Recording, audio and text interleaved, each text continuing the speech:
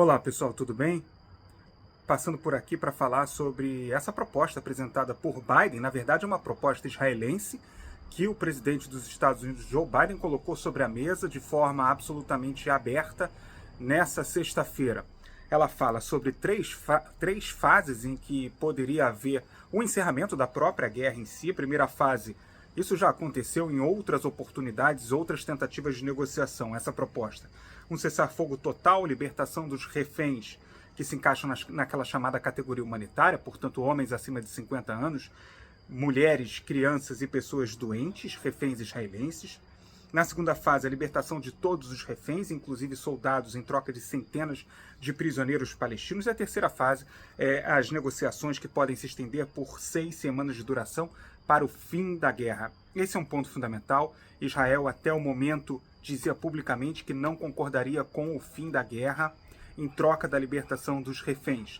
O que Biden apresenta no dia de hoje, durante essa noite, é uma posição diferente da historicamente defendida por Israel desde o início da guerra. Ele abriu essa proposta israelense. Aliás, essa é uma pressão também que ele coloca sobre o Hamas, na verdade, porque agora, se de fato essa foi a proposta mesmo, e parece que sim, né? O presidente Joe Biden não apresentaria uma proposta que não fosse a real. Essa proposta foi enviada também aos mediadores do Catar e do Egito e também transmitida ao próprio Hamas.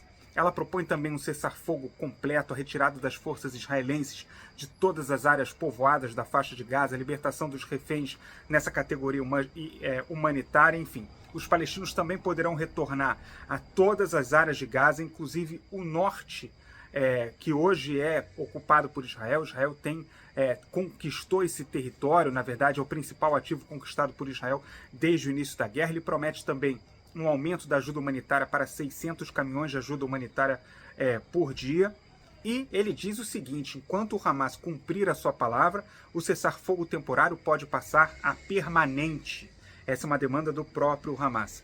Também, só para completar o raciocínio, ele responde a uma pressão internacional para um cessar-fogo. Ele coloca essa pressão sobre o Hamas, sobre Israel também, mas de uma forma diferente, eu já vou explicar. E aí a pressão sobre Israel é a seguinte, ele fala também sobre isso. Esse texto foi muito pensado para delegar responsabilidade sobre as partes, mas fazendo uma diferenciação importante. O Hamas é um grupo terrorista, Israel é um Estado nacional soberano e democrático. Ele fala o seguinte: a continuidade da pressão para a vitória total vai levar Israel ao isolamento regional. O termo vitória total é o termo usado pelo primeiro-ministro Benjamin Netanyahu, é o lema criado pelo primeiro-ministro desde o início da guerra.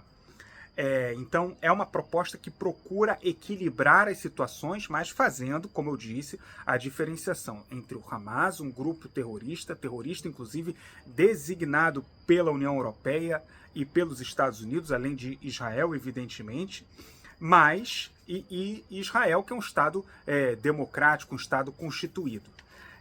Na verdade, a bola agora está sobre o Hamas, mas também sobre Israel. Por que eu digo isso?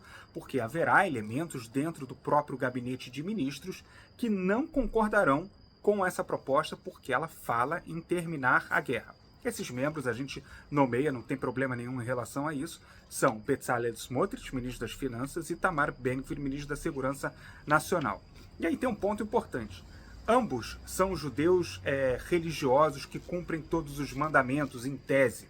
Então, por que isso é importante nesse caso? O discurso foi feito num horário que aqui em Israel, sexta-feira, como vocês podem ver atrás de mim, já é noite de sexta-feira, portanto, o Shabat, o descanso semanal judaico, já começou.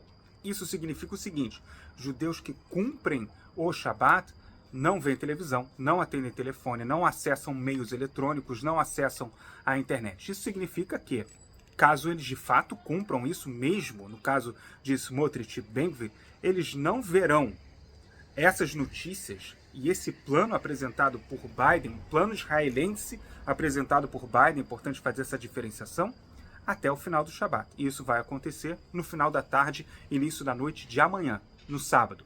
Isso pode ter sido uma estratégia, claro que essa é uma especulação, uma análise da minha parte. Isso pode ser uma estratégia até para que ganhe força a narrativa desse acordo entre a sociedade israelense, entre aqueles que apoiam a devolução dos reféns. Aliás, o presidente Biden falou sobre isso abertamente. Ele disse que ele está dando prioridade aos reféns e entende que o governo sofrerá pressão interna daqueles que não colocam a libertação dos reféns como a prioridade máxima. Esse é um recado direto para Smotrich e Bennett. Por enquanto, essas são as avaliações por aqui. Uma das pessoas, uma das filhas de um homem que está sequestrado na faixa de Gaza, um refém israelense, disse estar aliviada pelo acordo apresentado e disse que tudo que Biden falou e a proposta israelense que ele colocou sobre a mesa é tudo que eles estão tentando dizer desde o início da guerra, desde que eles começaram a se manifestar pela libertação dos reféns. Esse é o conteúdo do vídeo de hoje, espero que vocês tenham gostado.